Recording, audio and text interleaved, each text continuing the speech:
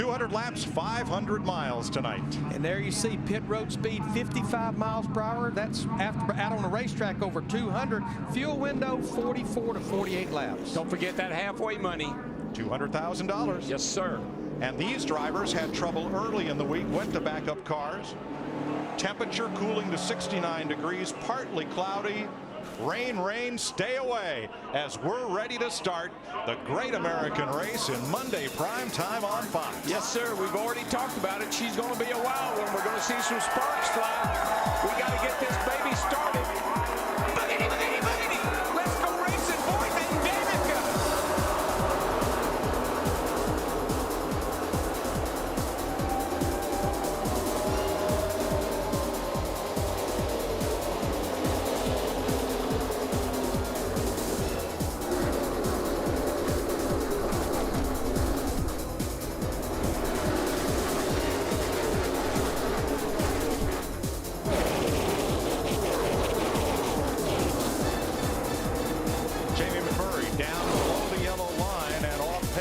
In this opening lap, in the number one. I think he's hunting his teammate, that red car right there, Juan Pablo Montoya. Yeah, they had a plan. They were going to get hooked up. So strategy, not a problem for McMurray. And two-car tandem, talk about teammates that have hooked up. Drake Biffle and his Roush Fenway Ford teammate, Matt Kenseth and Carl Edwards, 3-4s. Oh, Harlan already the wall. Slams to the outside. It's five-time champion Jim Jones. He collects Danica Patrick and the 34 of David Reagan. Trevor Bayne, the 21 car winner from last year. You see him involved.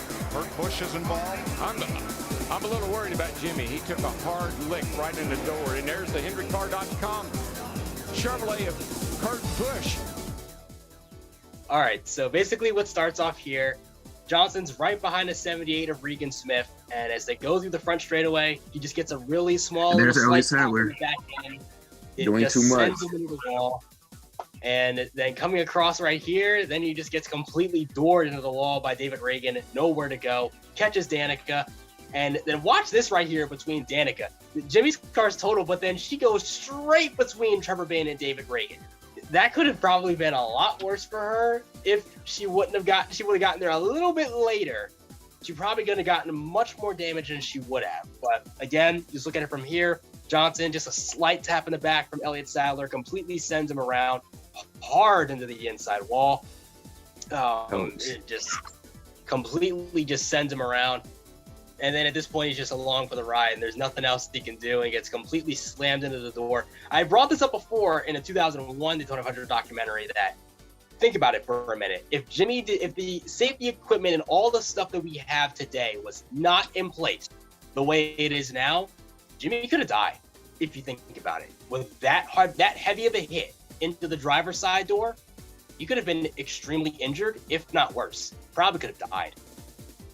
I would say the first hit to the wall could have really been the one to kill him. It doesn't help, though, that David Reagan hit him at 180 plus miles per hour. NASCAR's come a long way with safety, and props to them. Easily, especially because, not only... And this was 2 generations of cars ago.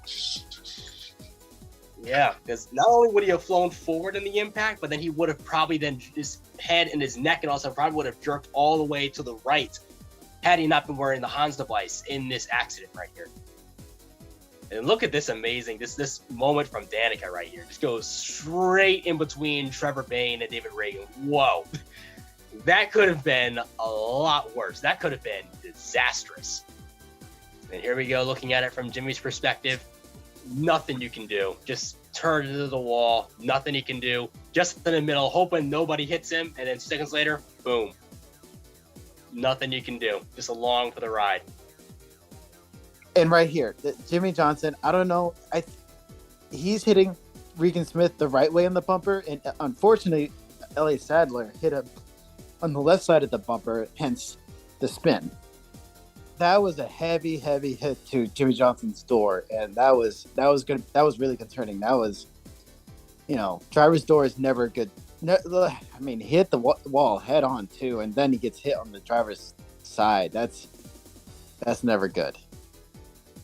I mean, so much anticipation with Danica Patrick. Could she have maybe led this race I would think so too. If the race kind of fanned out the way, if it was a regular green flag run. But I mean, this was really, gosh, that is just a really tough impact for Jimmy Johnson. He got out unscathed. He was, not a scratch on him. Turned out to be okay, and even David Reagan there. I mean, that's a heavy hit, hitting a stationary car. And I think Danica Patrick at this moment, this is a racing condition. I don't think she was really, prepared for that. I would almost say, overreacted and pushed David Reagan into the accident. As you see here, we go on board here, and she can't see anything. And all of a sudden she panics, goes to the left, hits David Reagan, and bowling balls her way into this accident.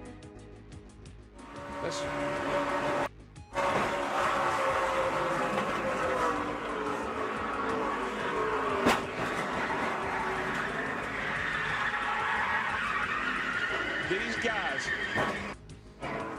I've seen a lot of wrecks in stock cars in NASCAR, but these guys have all taken a lesson from Danica Patrick. They have seen what she does when she's been in some hard wrecks, and they've taken their hands off the wheel, and he is hurt. He took a hard lick.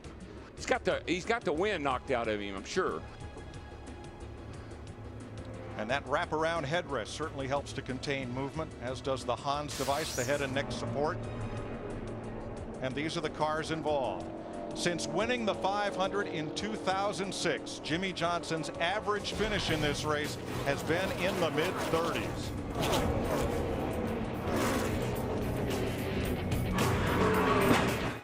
Disappointing start to the 500 for Danica Patrick, Mike.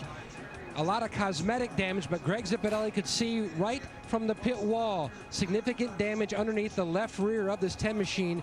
Possibly truck arm broken. They were going to survey the damage back in the garage. Going to lose a lot of laps. Not too far after the first big wreck, Ryan Newman's spin brought out the second caution of the night just 10 laps later. Because of this changed the strategy agenda completely for the early portions, which means, in other words, pit stop action took place as most of the field came in to make their stops. However, during the pit stops, Ryan Newman's night went from bad to worse. His left rear tire changer didn't secure the tire on properly, and as a result it came off as Newman left his pit box. And to add more insult to injury, got hit from behind by AJ Allmendinger. Fast forward a bit, as we're still in early days. The pack finally calms down and gets into a rhythm. As they say, your friends are where you find them, and that pays big dividends at Daytona. And for the moment, Denny Hamlin currently leads the hood. Look at Denny Hamlin there leading this race. You think about his last two seasons. 2010, a championship contender, won 8 races. Last year, never a factor, won 1, but he has that championship crew chief of Tony Stewart, Darian Grubb, with him this year. Hamlin leads the inside lane with Paul Menard, Regan Smith, Joey Logano, Jeff Burton, and Marcus Ambrose on the outside.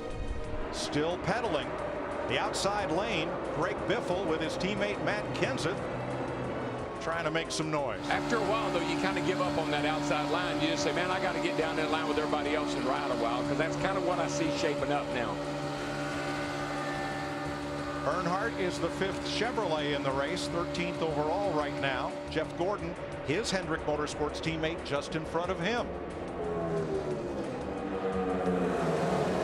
Tony Stewart right behind Earnhardt. So 3 Chevrolets trailing those 2 Fords on the outside.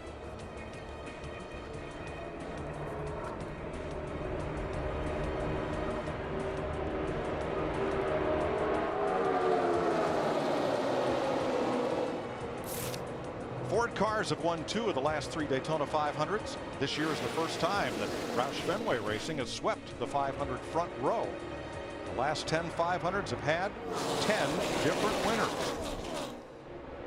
And this race so far has had 4 different leaders, 5 lead changes, Denny Hamlin driving a Toyota for Coach Joe Gibbs. Leads the pack from Paul Menard, Regan Smith, Joey Logano, and Jeff Burton. Marcus Ambrose sixth, and little change among that front pack on the inside. Now, defending series champ Tony Stewart, car number 14 in his 14th Daytona 500, is running 14th. I'll let the 88 know I'm doing the same thing he's doing, so don't tell him not to panic if I get inside or outside of him there. I'm not going anywhere. Will do. For many, a race at Daytona. Tony Stewart and Dale Earnhardt Jr. have been drafting in tandem and working together. Well, that's managing your car. I mean, right now, you know, you're not doing anything. You're not taking any risks right now. And that's really what was so upsetting about that first lap. Don't take any risks right now. We got a long way to go here. Let's work together, not against each other. Remember, Darrell, when he talked to Tony, talked to him about the rule change over the winter from last year where a driver can't talk to another driver. Last year, Tony Stewart would have told Dale Earnhardt on his own. Now you've got to go through the spotters above the grandstand. You know, Mike, there's two strategies, sort of, there has been in the past for running a restrictor plate race, Daytona, Talladega. One is you get up here in the pack and you race hard, just like what we see these guys doing. The other is fall to the back. Pick up 3 or 4 guys that you like to run with and lay back. Remember at the start of the race we saw Jamie McMurray drop to the inside? He went to the rear, picked up his teammate Juan Pablo Montoya, and these guys, they're about a half a second off what the leaders up there are running, but they're in a safety zone right now. Right, that group of cars is 6 to 7 seconds behind the leader. It's led by number 29, a past Daytona 500 champion, Kevin Harvick. Includes Montoya, Terry Labonte, David Gilliland, Tony Raines back there. And you see the gap from them to the lead pack. Denny Hamlin, still the engineer of this fast freight train. But that's about the right distance to be back. If something happens, a big wad of cars get all together, they can get stopped or slowed down before they get up in the middle of it. So they're playing it safe right now. Yeah, Darrell, what I've noticed since those drivers they've got in a single file, because the drivers up here in this big pack are starting to mix it up as far as 2 lines, their lap times are mirroring the leaders. Yeah, there is the new rear end for Danica Patrick's car going to be installed. And you see some help from the U.S. Army team from Stewart Haas Racing. That's Ryan Newman's team, teammate to Danica, as is Tony Stewart. Still a lot of work to do. And as we watch this, that outside line with Greg Biffle up there and Jeff Gordon, they can make it. They get a little run and they think, okay, I think we're going to make it this time. And then that inside line pulls back ahead again. So they just haven't been able to get much further up, and what you see them right there. For 199 laps, I became a Junior fan, to say the least. Word, totally agree on that. So when Jimmy Johnson crashed, you were rooting for Junior to win. Precisely, or anyone in Hendrick at the time. Casey Kane, Jeff Gordon, but mainly Dale Jr. since I knew he was good there. That was making me feel like Junior, Kane, all the guys at Hendrick and stuff like that. Even the guy that's on my shirt right now, I was rooting for Matt Kenseth a little bit too, because Mike Kenseth was time as well then too. So I was like, screw it, why not? But like Jimmy's out, why not root for the other guys that I like, or at least have a good taste for? So Tony Stewart, etc. So why not? Carl Edwards. Well, we'll get into Carl Edwards a little bit more in a little while. Well, it was more or less the Roush Ford really, showing up at the front and proving to be really difficult to pass on a number of occasions, both trips at Daytona and both trips at Talladega. It was anyone with a Ford really, and even Front Row Motorsports. They weren't exactly top dog front runners, but they were lurking, and it was proving to be whoever won these races had to beat the Roush Fords. They had to get past the Roush Fords. The Roush Fords were a threat in every single super speedway race. They just had it figured out that year. First quarter distance completed, and now Jeff Burton leads for a good while. He knows how to get up to the front and win at Daytona, considering his win in the 4th of July race back in 2000, and his best finish in the 500 being second to Dale Jarrett in the same year. With the speed he's been showing, he can be a factor to contend with in the latter stages, keeping up this momentum. Jeff Gordon, on the other hand, I'm sorry to say, had the engine blow up on him, and his night was done right then and there. We saw Jeff Gordon wave out the window. Smoke fire on Jeff Gordon's Chevrolet. Engine just blew all to pieces. We're blowing up, guys. It's all done. Three-time Daytona 500 winner Jeff Gordon has brought out the 4th caution flag of the night at lap 81. Yeah, and this was unfortunate because Jeff Gordon, he flipped his car in the shootout, and he will eventually, when it comes in the frame here, he ends up blowing up. Right, and he waved his hand out the window to let everyone know, hey, look, past me, something's going to happen. And sure enough, the engine lets go. So another factor in this race, well, I say factor, a strong factor, because if you're in the Daytona 500, you have a shot. Like, you have a serious shot to win this race. And that was just really unfortunate for Jeff Gordon to fall victim to a engine expiring at his expense. And in the Gatorade 2150 he was experiencing overheating issues. And that was a common theme between last year and the year previous, 2011 and 2012, because you have the tandem drafting, which if you stay behind close enough to a car behind, the engine temperature rises and it gets to a red number, if you will, and it starts to get too hot, and the engine can only take so much heat, and it finally gets to a number where it's too great, and then finally the engine expires. In Jeff Gordon's case right here, that's exactly what happened. Yeah, and Jeff Gordon is no stranger to the Daytona 500 in victory lane. He's won this race 3 times. He was definitely a factor and a threat to get his 4th Daytona 500 triumph.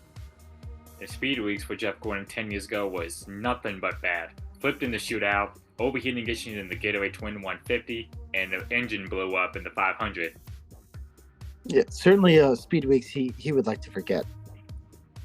So, once again, most of the field comes in for pit stops as we inch closer to the halfway mark. And coming to the halfway mark, Terry Labonte spun out of turn 4 from the front bumper of Marcus Ambrose. One push too many, sending the 2-time Cup Series champion into a spin to trigger the 5th caution. Greg Biffle looked to have the $200,000 bonus in his hands, but on the very lap to achieve that, he gets passed by Martin Truex Jr. in turn 3, and therefore it was Truex who crossed the finish line in first to not only lead at the halfway point, but also with it the $200,000 bonus purse. Not too long after that, Denny Hamlin once again takes command and leads.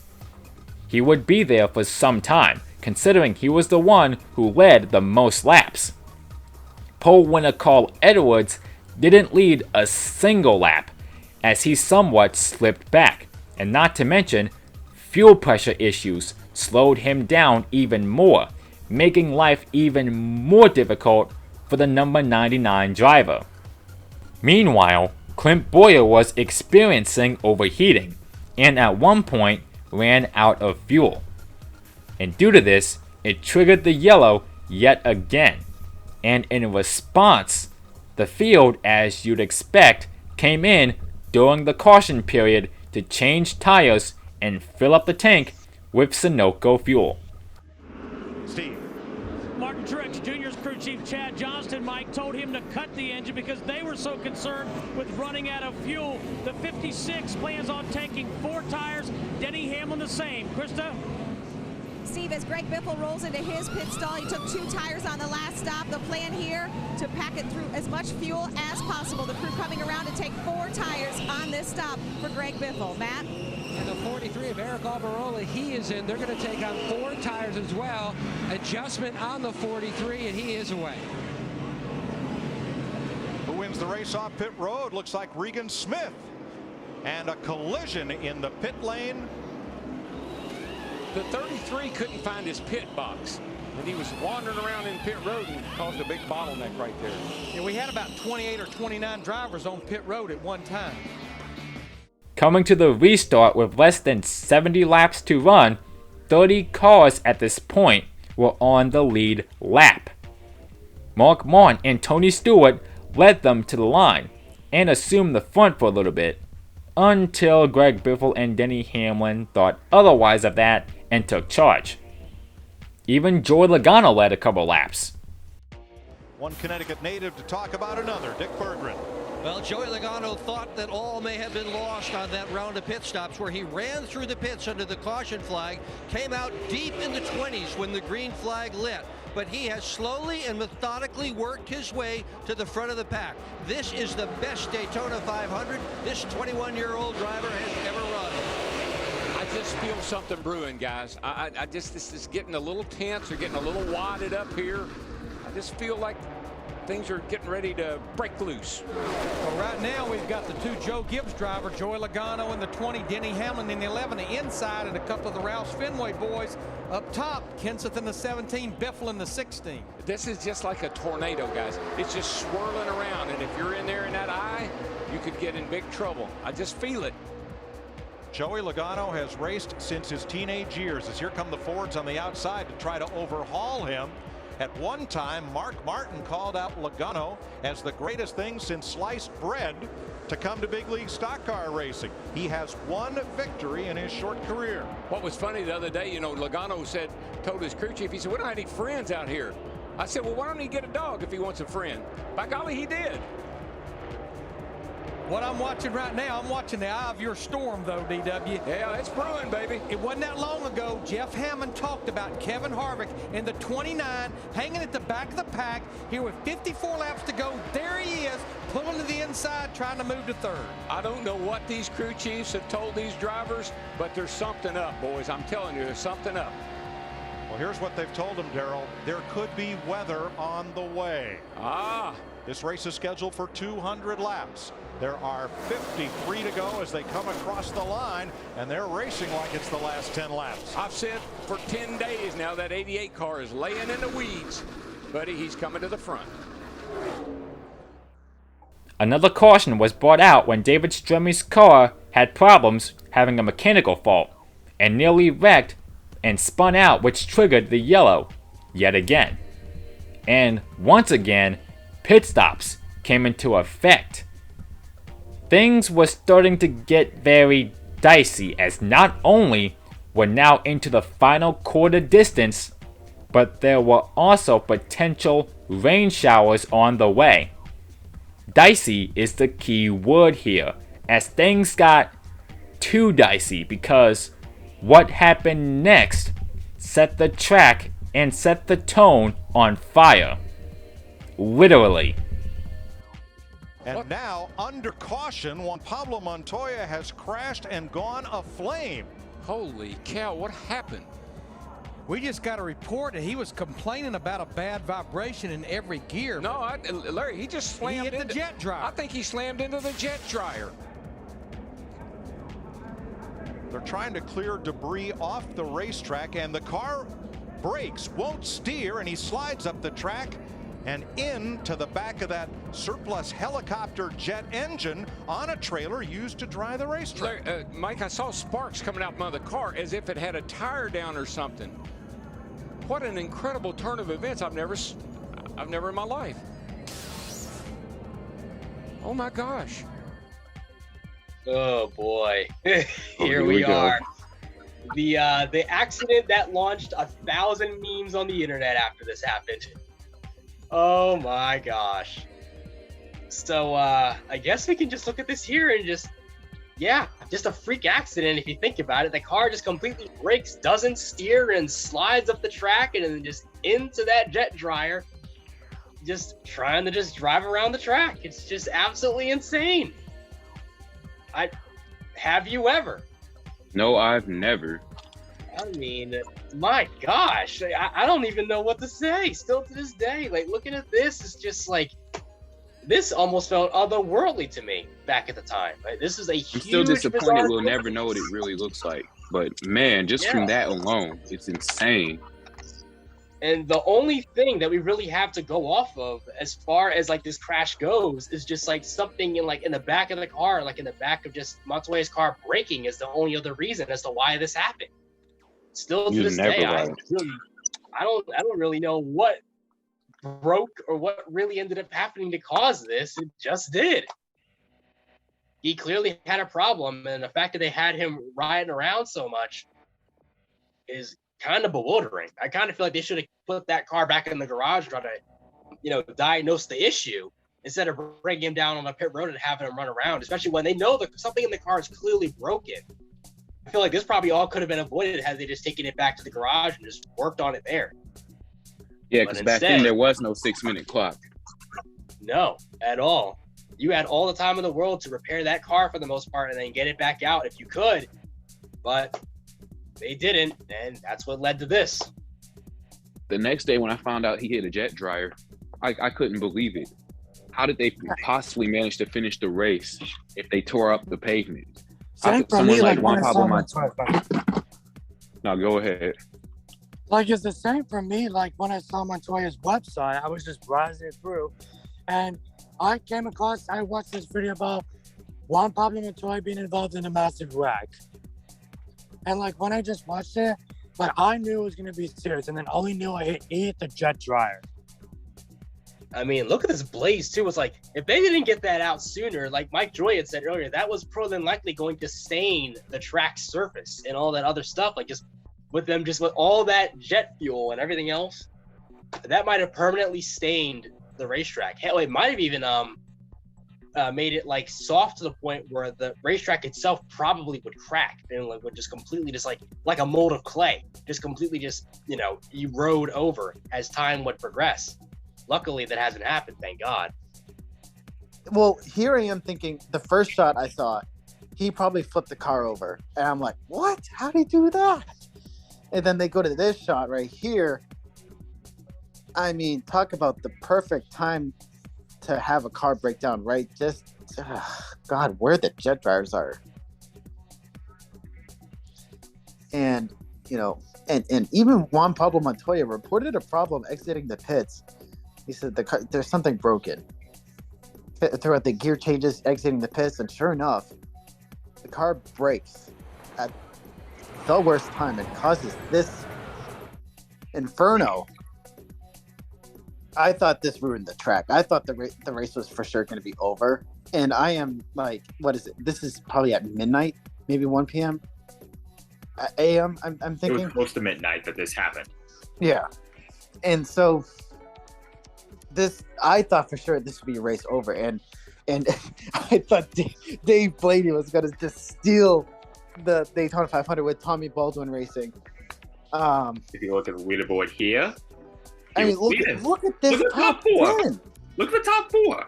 Yeah, I mean, Landon Castle with BK Racing, him and Travis Quaffle were in the back for most of the race. Tony Raines in I think a Rick Santorum sponsored car, so it's like, if you don't have sponsors, I guess a political person can sponsor a car. And then another front row driver, David Gilliland, who's is no stranger to running up front in super speedways by no means. He was I think in every super speed race he finished in the top 10, or he finished really well and it's solid in 2011. So I would. Dave Reagan, David Gilliland are drivers I would not be entirely surprised seeing in the top 10 at this time in NASCAR. And then I'd even look at Casey Mears. Even that's that would have been a solid result. And a couple of Daytona 500 winners in that top 10 already. Matt Kenseth in 2009, Dale Jr. in 2004, Kevin Harvick probably winning in the most dramatic fashion with a close finish with Mark Martin, and then in 2010. Jamie McMurray. Imagine if this was the end result. Sit down and imagine that. Imagine what the newspapers would look like. Imagine what the news feed on social media would look like. Well, I think what you would see is the whole World of Outlaws world explode because you have a World of Outlaws champion, Dave Blaney, winning the Daytona 500. So I think that'd be the first thing. And then secondly, what a story. I mean, a back marker team, like I'm talking like a team that normally finishes outside of 30th, right? I mean, maybe 25 if I'm being nice, but that would have been one, a heavy payday, two, NASCAR immortality forever, and three, I mean, the luckiest luck that a leprechaun could have. And in this case of the scenario, Dave Blaney is the leprechaun here. Yeah, yeah, he found the gold over the other side of the rainbow. If again, in the event this race would have concluded, but I mean, wow, I just, even to this day, I'm still shocked that, you know, the race was still kept going and somehow the track wasn't completely finished because, you know, well, the thing is, normally if gasoline goes on like asphalt, it eats away the asphalt. So I was thinking this is for sure gonna ruin the track. Nathan, quick question with what you just said. How long does it take for the Inferno to completely ruin the tarmac? Almost immediately. So, like just like that. Right. Because I mean, small example. I've been to, I've growing up in go-karting, there's like a little cement area where you refuel your go-karts, and this was at F1 Outdoors in East Bridgewater, Massachusetts. No longer exists, but this was that time. And there was parts of like next to the cement area where the asphalt was kind of like chipped away almost, it looked like. And I was like, I asked one of the officials, like, what is that? And he mentioned, well, that's gasoline hitting the asphalt and just eating away at the asphalt. And I was like, oh, and then, Science 101. Oh, that's why they have concrete for, refueling go-karts. With that knowledge in mind, I'm thinking, this race is over. This race is over. There's no way they can restart this race. And it's so late in the day, morning, and they're past halfway. I mean, if I was David Hu, Mike Hilton, and I think Brian France at the time, I would have called the race. I really honestly would have really considered calling the race. But I mean, look, they did all sorts of efforts to get their biggest race of the year finished, and this is happening at close to midnight, almost into Tuesday. I'm thinking the race is over. So Dave Blaney, in my mind, won the Daytona 400. Yeah, this race was really cool because I remember during the rain delay and during this scenario, the drivers kind of just had fun. I remember Brad Keselowski posted a tweet on Twitter of him in a race car, and I remembered that basically just made NASCAR really popular on social media and on Twitter. The very first tweet in the car. Exactly. In a race as well. How cool is that? That was one of the most badass things I've ever seen Brad Keselowski do. And I'm not really a Brad Keselowski fan, but that was a cool moment from him, though. Well, he had tweet of the century. The tweet heard around the world. He had a picture right from the driver's cockpit of the accident. And I mean, it doesn't exactly promote, having a phone in the car, right? But it just, personally, when I'm racing, I don't want my phone, wallet, any of that in my pocket or anything of that nature. But I mean, if you're gonna use your phone and tweet something, it better be pretty good.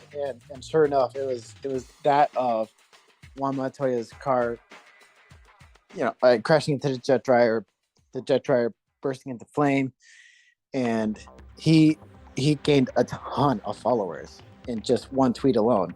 In a matter of minutes. And I mean, I can't imagine how he must have been the most trending person on Twitter at that moment. You know, was. So really wild.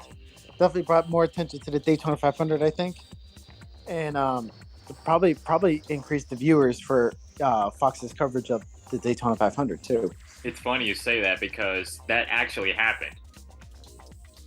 Yeah, I mean, all of a sudden you're some people just scrolling on Twitter, and then something crazy happens, or maybe a friend sends someone like, "Hey, were you watching the Daytona 500? Well, this happened," and then like, "What? No way!" And then turn it on, and or behold, there it is. So, I'm just thinking like that. I mean, if I saw something like that, I mean, if I had friends that are up at like 11 p.m. or midnight, I would have been like, "Oh my gosh, you would not believe what just happened." So it cracks me up that my favorite driver was doing this. Like, I was just like, oh boy. It's something I wouldn't do, but not soon after, NASCAR would actually, I think after this race, would make a rule where you can't like have a phone in the car or something of that nature. You weren't allowed to have a phone in the car, and to this day, you're not allowed to have a phone in the car. Exactly. But Keselowski break those rules tonight and this night. Yeah, but for good measure. For good measure, it worked out for the little bit, but it was well, it ended up being the tweet heard around the world. So personally, for Keselowski, it gained him a lot of followers and gave the Daytona 500 some extra viewers. As soon as you think you've seen everything in this sport, Mikey, something like this happens. But thanks for hanging around, because this is going to be the most amazing 100 miles you've ever seen. You talk about pushing and bump drafting and 3 wide. You're going to see it all. This is the Daytona 500. You bring everything you got and you throw it on the table, and you're not happy unless you walk away with that trophy. I can't imagine the emotions Dave Blaney's going through right now. He's leading the race. Okay, the track's messed up. No, they're going to fix it. Okay, good, it's raining. No, it's going to quit. He's going to have to line up and try to win it the old-fashioned way, and it's going to be a barn burner. It simply doesn't matter when it gets awarded, but the Harley J. Earl Trophy is one of the most coveted in all of motorsports. Dave Blaney is making his 398th career start. If he can stay up front and if he can hold on, that trophy will be his, but that's going to be a very tough order because there are so many great drivers who want to win that thing. Well, it's a beautiful trophy. It looks really good on your mantle, too. I can tell you that. You got 2 of them. I got a couple of them there. I hope you have a big mantle. Oh, it's a wonderful place for those things to sit. I love looking at them. After sitting idle for over 2 hours, past midnight, it was finally time to go back on the racing grind. With 35 laps left to run, off they went once again. As they come to the green flag, 34 to go, green. Kenseth, Biffle pull a car length on Junior and Harvick. That's 2 fast Fords in that outside lane, and Dale Jr.'s got a fast car down on the bottom with Harvick pushing. I think you're looking at the two really fast cars that have a good shot at hanging on to this lead with Biffle and Kenseth up there in the 16 and 17. Double wide off turn 2. Boy, you got to wonder, you got to worry, you got to think.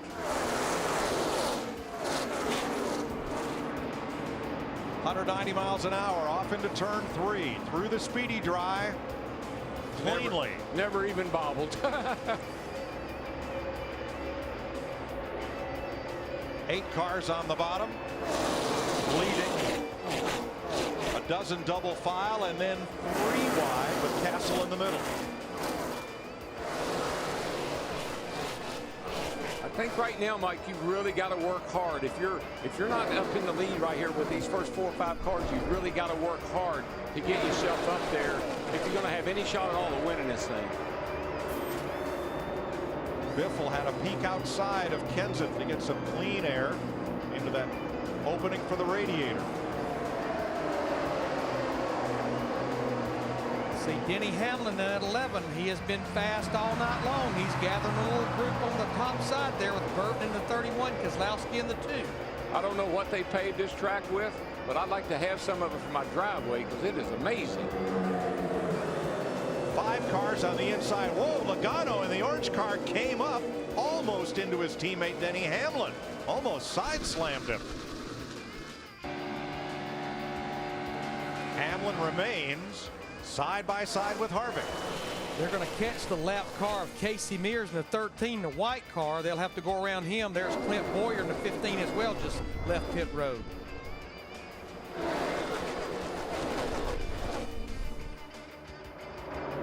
Sometimes that lap car will mess up your formation like you see here. The lap cars move that front pack around a little bit and give that outside line a little better shot.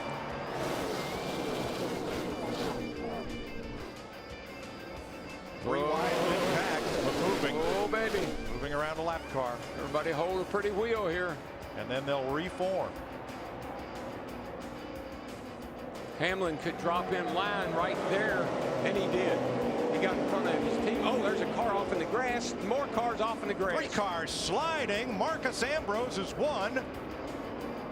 It's Casey Mears, the 13 that they just had lapped. Caution. I've just saw it. Those lap cars are so hard to get around when you're coming up on them 20 mile an hour faster than the lap car's going. And there's Mears. And Ambrose gets away after that big spin. Due to Ricky Stenhouse Jr. not giving Alec Almirola enough space, though at the same time Almirola slightly went up the track but regardless got loose. Almirola, as a result, like I mentioned just now, gets loose right in front of lapped car Casey Mears, who comes up and slaps the side of Marcus Ambrose as they both go for a ride and slide coming off the tri-oval, as Almirola just missed Mears. All 3 were able to continue. Coming to the restart with 18 laps left to go, as they take the green, Roush Fenway teammates Matt Kenseth and Greg Biffle lead the way. Who will win the Daytona 500? 18 laps from the checkered flag. Green flag.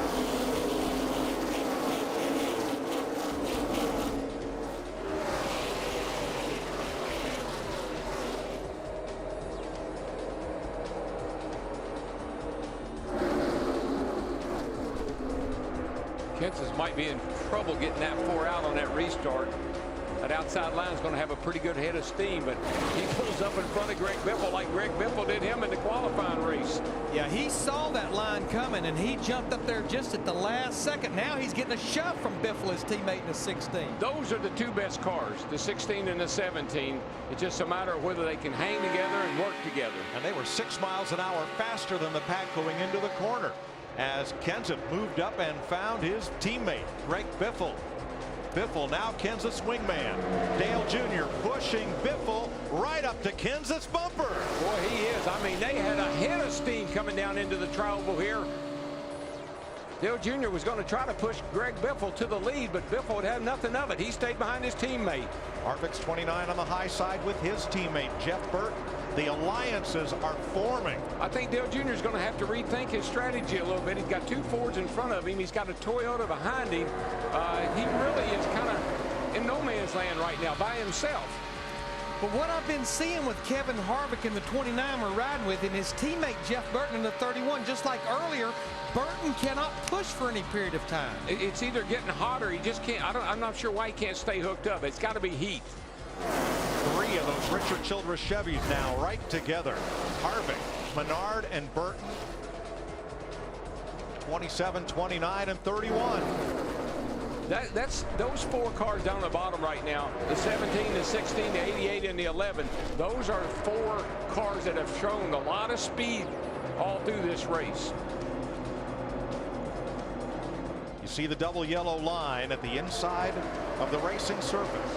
You cannot go below that line and advance your position, or there will be penalties. So right now, for those front 4, that yellow line's their best friend.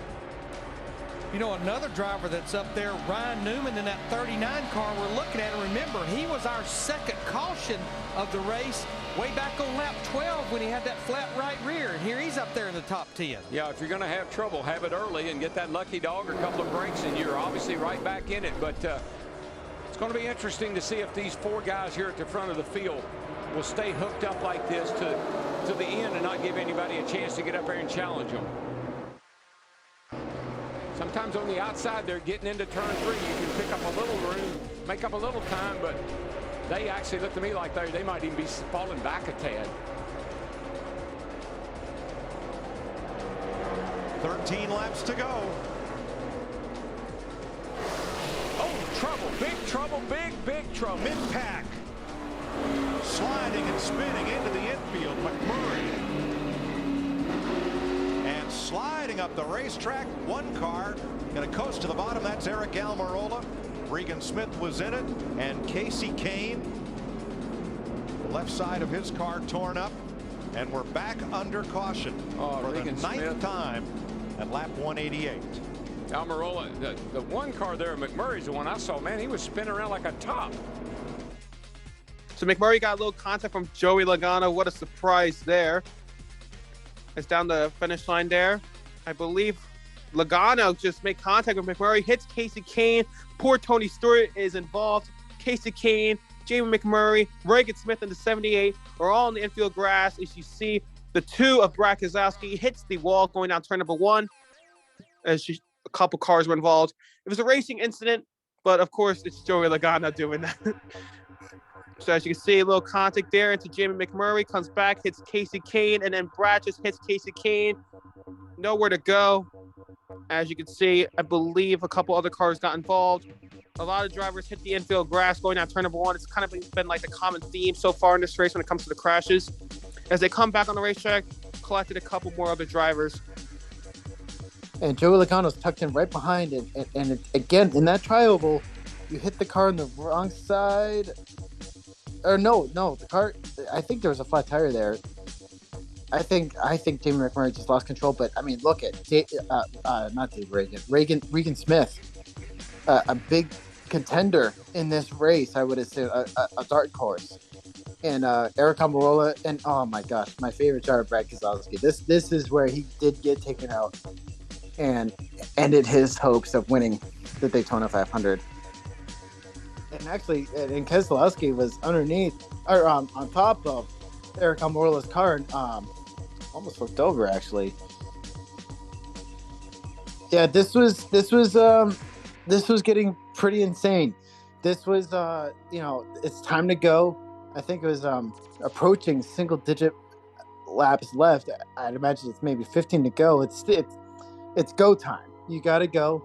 You got to make the moves, and you're probably getting frustrated by staying behind the guy that's in front of you, and you're like, all right, well, I don't want to finish second. I don't want to finish, anywhere beyond that. I want to win. Coming to take the green on the restart with 7 laps remaining, now it's go time. And to think that, and given that this is the Daytona 500 we're talking about here, you can already imagine and see things are getting dicey. This again showed that the consequence of getting too greedy can lead to a wreck, which is exactly what happened yet again. And there's Tony Stewart's teammate, Ryan Newman. Oh, Tony's going around. Another wreck to the tri-oval. Kyle Busch, hard slide through the grass, no contact. At least half a dozen cars involved in this one. Dave Blaney drives away. That's Kyle Busch. Caution flag number 10 with 4 laps to go.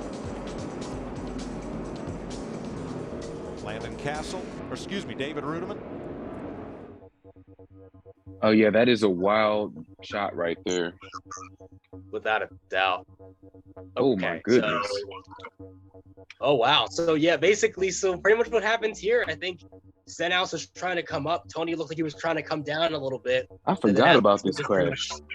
Trigger this multi-car pileup right here. Dang, I forgot that even Kyle Busch was involved in this one. And look who else was involved. Dave Blaney. Literally how the tides turn, right? You go from leading the race and maybe having a shot to win the 500 if it doesn't go back green, and then being involved in a wreck about like more than half of the race later. But that's just the nature of the game when it comes to play tracks. That's the big thing. You can just be minding your own business and then get caught up in everybody else's mess. Yeah, you can do everything right. And then you can still get taken out as if it wasn't your fault. Yeah, you pretty much summed it up.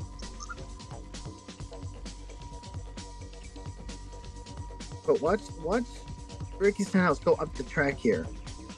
I don't know if he got hooked at the same time, was just following Kyle Busch, but either way, drifted up into Tony Stewart and then clipping Kyle Busch, then who collects Ryan Newman spinning in front of the field here. Oh, Dave Blaney was caught up in this one too. This had drivers that were leading this race, and I would even say heavy factors. And actually, you know, a driver like Kyle Busch is someone who's been trying to win this race for how many years now? So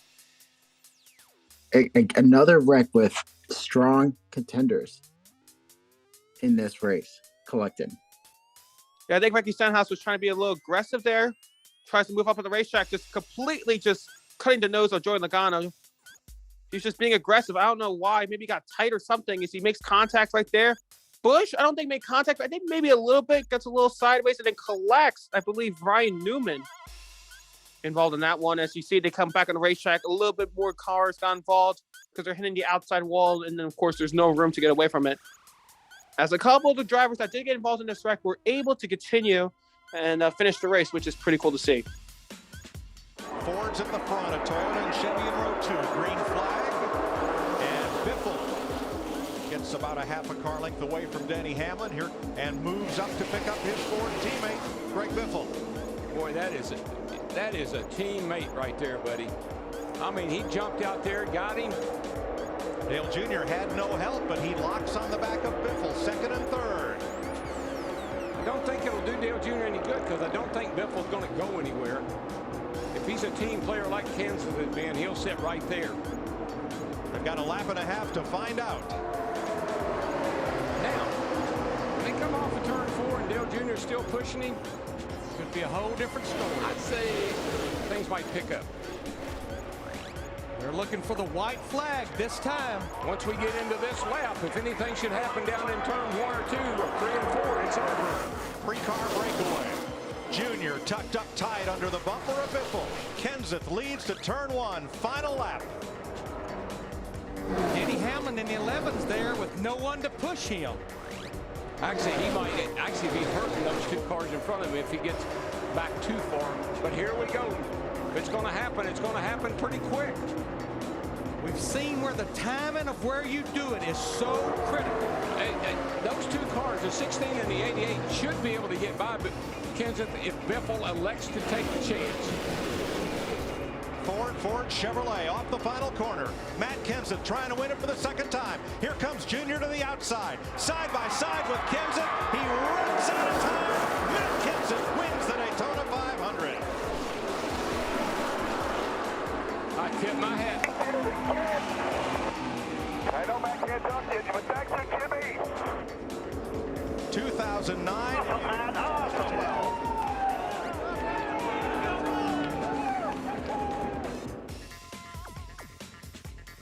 In 2009, Mother Nature helped Matt Kenseth get his first Daytona 500 win as it was rain shortened. In 2012, he had to work forward and he did. Matt Kenseth held off his teammate Greg Biffle and race favorite Dale Jr. to secure and capture his second Daytona 500 victory.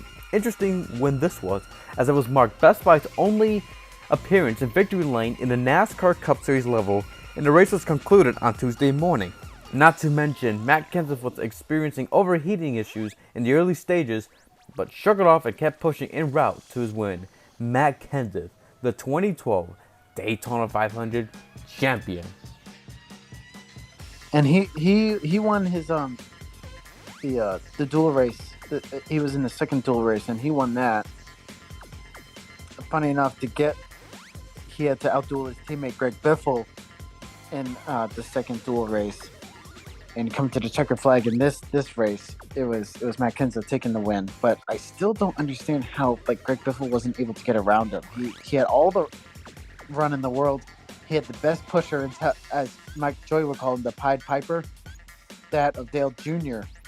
Dale Earnhardt Jr. was pushing Greg Biffle to, well, was soon to be the front, but Dale Jr. kind of like was.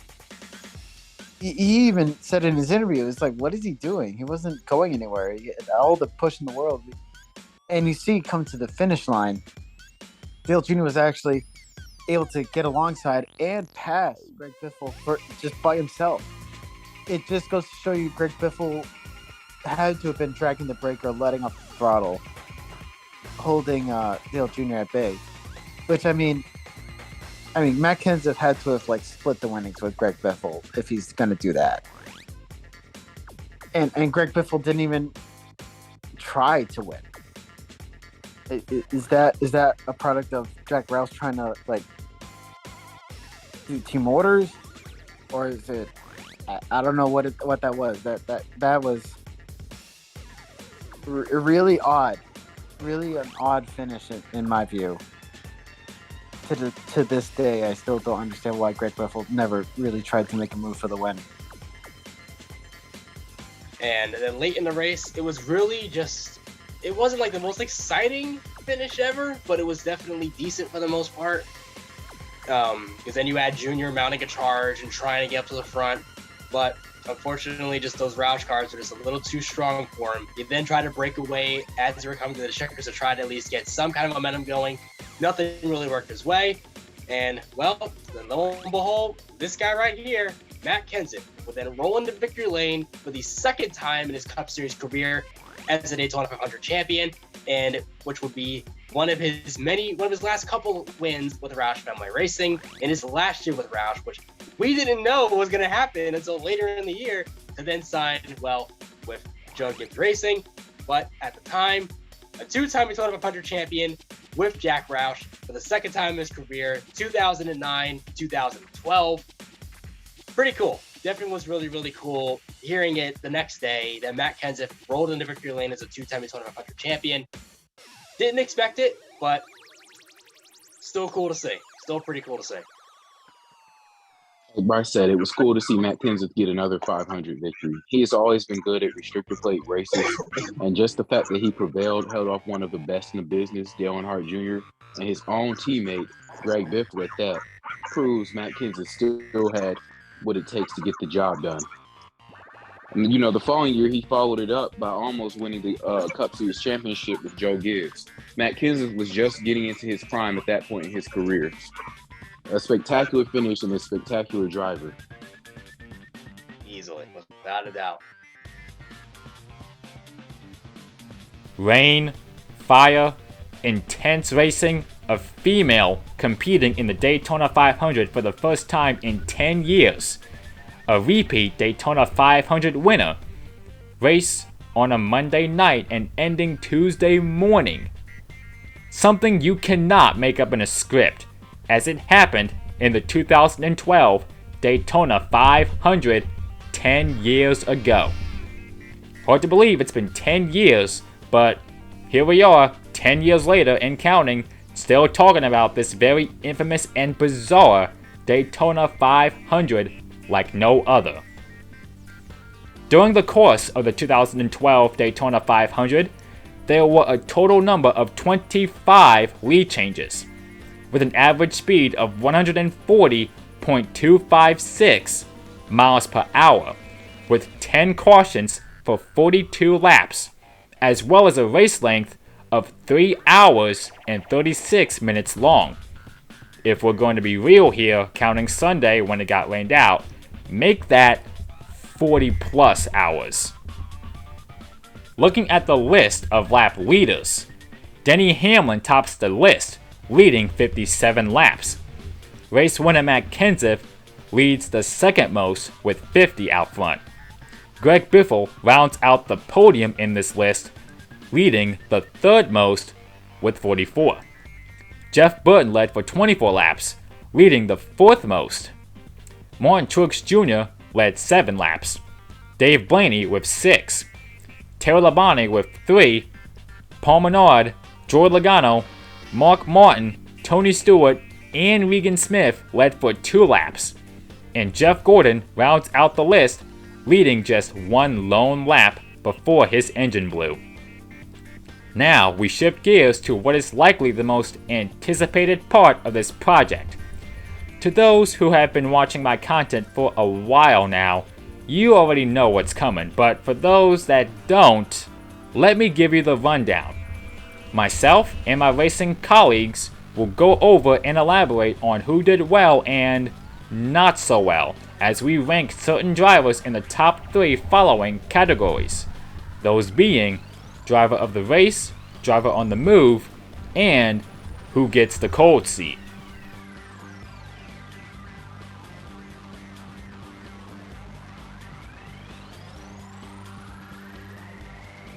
This is going to come off as a shock, and for good measure. Dave Blaney is my driver of the race. Put it this way.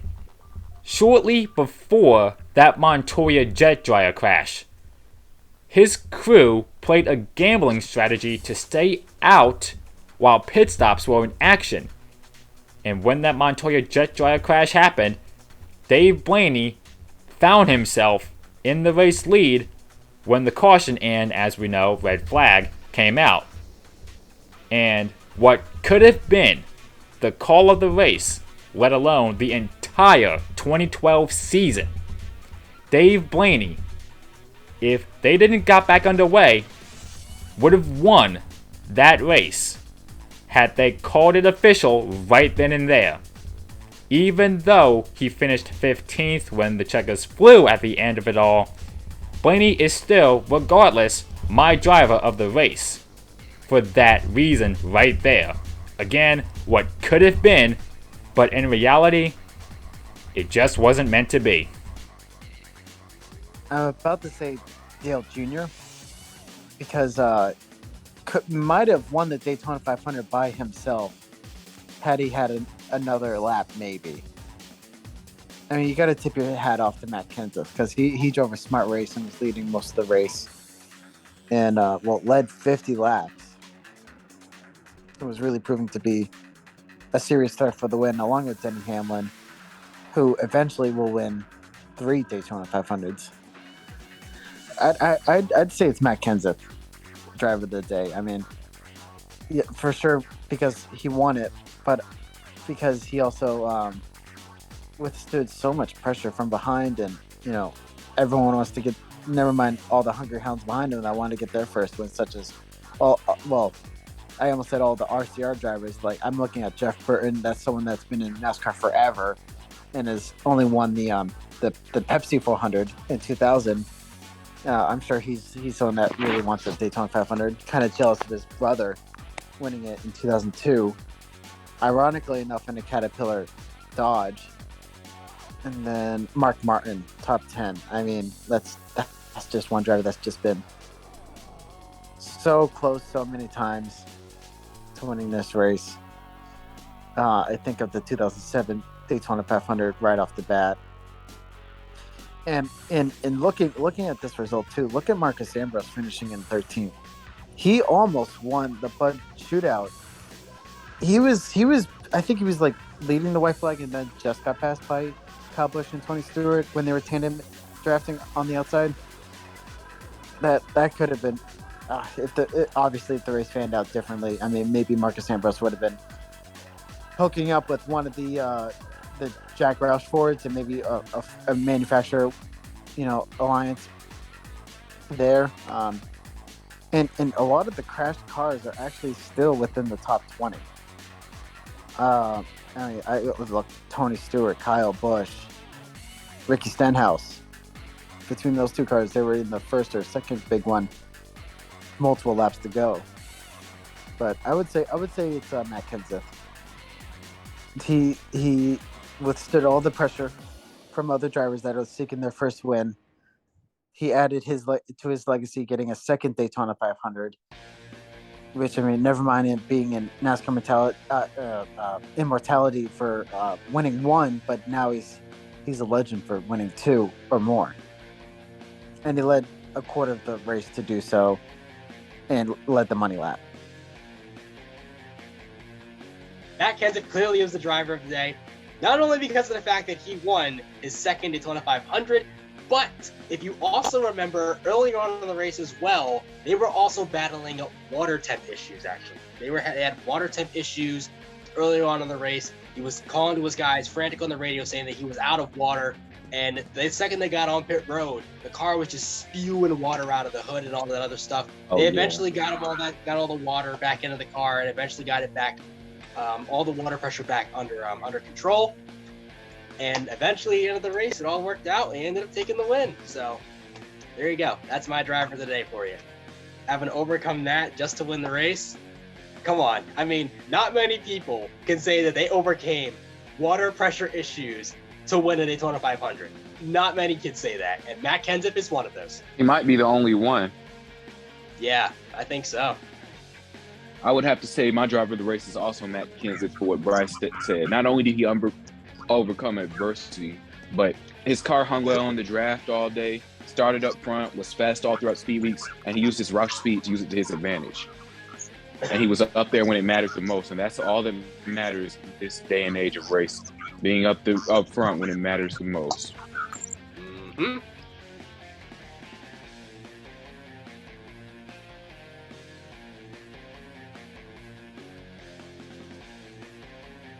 Hamlin is my driver on the move, given he started at the back in the 31st position.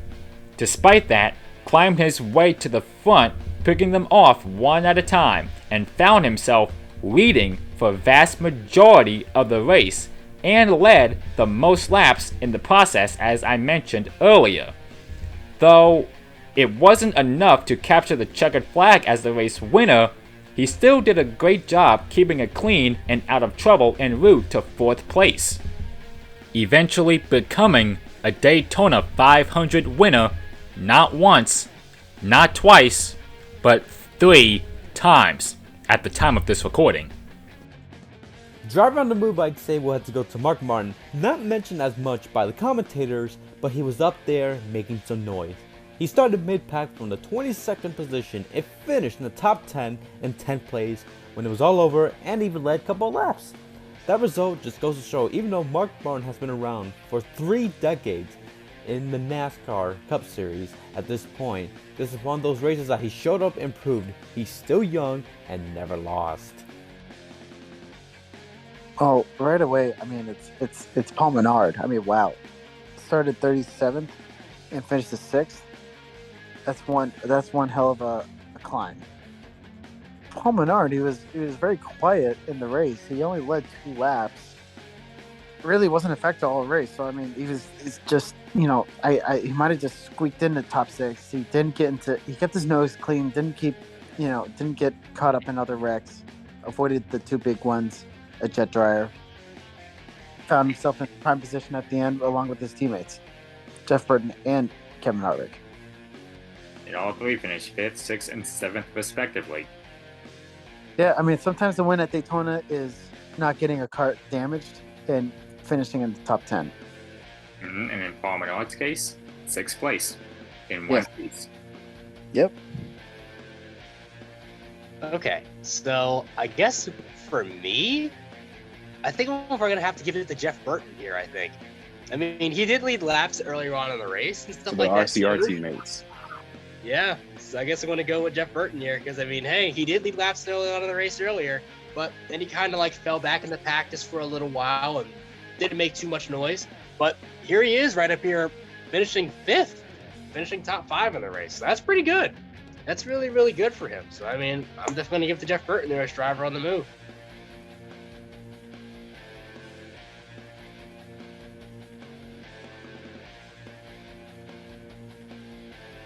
As far as the cold seat is concerned, just like in the 2000 Daytona 500 documentary I did a couple of years ago, I'm giving that to Jeff Gordon. Gordon and the 24 team had a speed weeks to forget. Flipped in the shootout, overheating in the duels, and in the Daytona 500 race itself, started the race from mid-pack in 16th and sadly didn't get redemption after all of it. I say this because, like I mentioned earlier, in the race itself in the main event, engine blew up on him, coming to the halfway mark. Didn't make that much noise either in the Daytona 500 Jeff Gordon. and ranked 40th at the end of it all. Not a great way to start the 2012 campaign for the 4-time Cup Series champion and 3-time Daytona 500 winner. Unfortunately for the Colts, my take would be Jimmy Johnson. Unfortunately, after contact from Elliott Sadler, Johnson slammed into the outside wall just on the second lap of the race. The hits Johnson took were very massive and hard, but thankfully he was alright as the safety equipment did their job. But at the end of the night, the end result for Johnson nonetheless was a 42nd place finish, second to last. Very unfortunate for Jimmy Johnson, but the next year in 2013, let's just say things got better. People would have probably wanted him to win, or people would expect him to win the Daytona 500 like he has done before, but he gets 42nd. And of course, Jeff Gordon is another one, finished 40th. So I gotta say the two Hendrick teammates of Jeff Gordon and Jimmy Johnson. What about Trevor Bayne also, who came into the space? Yeah. Trevor Bayne won the 2011 Daytona 500, and people thought he was gonna win the 2012 because, back-to-back Daytona 500s, which a couple drivers have done, but not a lot of them. But Trevor Bayne, of course, got into a crash early on in the race, gets 35th. Basically ruined his day. And then after that race, I think a lot of people started to realize that Trevor Bayne wasn't as big as a lot of people hyped him up as, but he's still a talented driver nonetheless. I'd even add AJ Allmendinger to that list. I mean, that's a driver that, finished when Matt Kenseth won in 2009. He brought the 44 Richard Petty car to third place. So AJ Allmendinger in a Penske car could have maybe done something big. Again, finishing 34th. That would have been a pretty big result if he came in the top 10 or something of that nature. And Jamie McMurray, Brad Keselowski, and Eric Almirola. Speaking of Richard Petty, big names there, and kind of looking up at 30th, Michael McDowell, who would eventually win the Daytona 500 for Front Row Motorsports. He's in 30th. So, a couple of big names back there. It's gonna have to be my boy Jimmy, being that he already had 5 championships and should know how to avoid accidents early on in the race. I'm not saying it's his fault, but I would just expect more from a 5-time champion. Definitely can agree on that, but of course, obviously, you can also make the argument too. He also was getting shoved by Elliott Sadler. Elliott Sadler was also a driver with Cup experience that didn't know what he was doing. Shame on him. Especially Shame on him more than anyone. Pushing that early in the race, it's like, come on, man.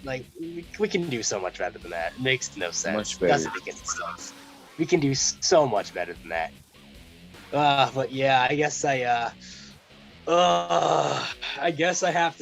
gonna do it too, because it hurts me to do it to him as well.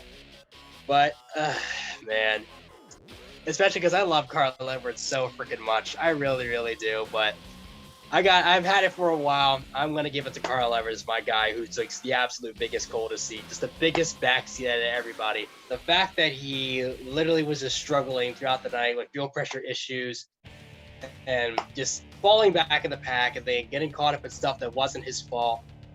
I mean, you would hope for a much better race than that. So to me, Edwards, honestly, in my eyes, for the longest time, sadly takes the biggest backseat ever out of all the drivers in the field.